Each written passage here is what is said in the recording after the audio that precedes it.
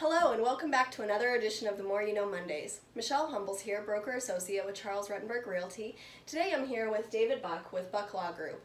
We're going to be talking a little bit about estate planning. I know it's a topic that nobody really wants to talk about, but of course while we're enjoying the holidays and our families, it's something that you do need to plan for. So I'm going to have Mr. Buck give us a little bit more information. Okay, Michelle. Well, thank you. My job as an estate planner for 23 years now is basically, I consider it a two-part job. My first job is to get to know the family dynamics, figure out what the family's wishes are, plan A, plan B, plan C maybe. And then my secondary job is to try to help the family achieve those intentions and those wishes as efficiently and effectively and quickly as possible, which usually means avoiding probate. That's what majority of my clients come to me wanting to do, is get their stuff to their family without probate. And avoiding probate is a fairly straightforward thing to do as long as you take a few basic steps with your assets regarding that. And so basically planning ahead, because again, probate usually happens when you're not prepared and then everything has to be done after the fact. If you take a little bit of time beforehand, you can put yourself in a better position, and that's basically what we want to make sure that people are thinking about. Is you never know if something's going to happen, and if any of you are like my life, Murphy shows up all the time, you know, Murphy's Law. So you always have to be prepared for Murphy A, Murphy B, Murphy C, and then life. So really, it's all in the preparation that you can take care of these details ahead of time.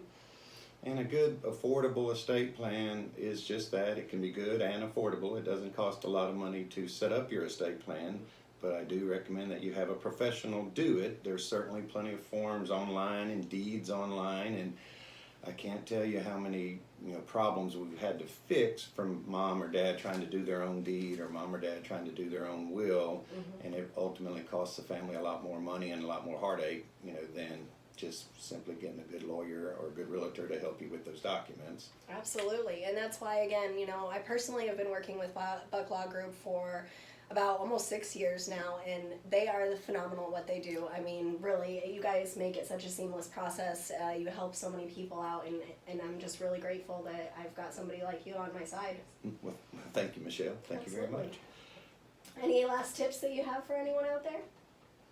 Well, one of the most basic things that people can do to avoid probate on their assets are put beneficiary designations on your bank accounts. That is one of the simplest, easiest things. It's not a perfect plan because there's still a possibility that the person you've named as the beneficiary on your bank account or your life insurance or your CD or whatever it is may not be there, so you always need to follow up. But as a simple, easy step, free estate planning is put beneficiaries. I don't recommend putting children on bank accounts. Correct. As a way of avoiding probate. That's got so many different layers of problems that it's only a very rare circumstance that adding a child as a joint owner on any asset is a good idea. It can be, but it's very rare. Very rare.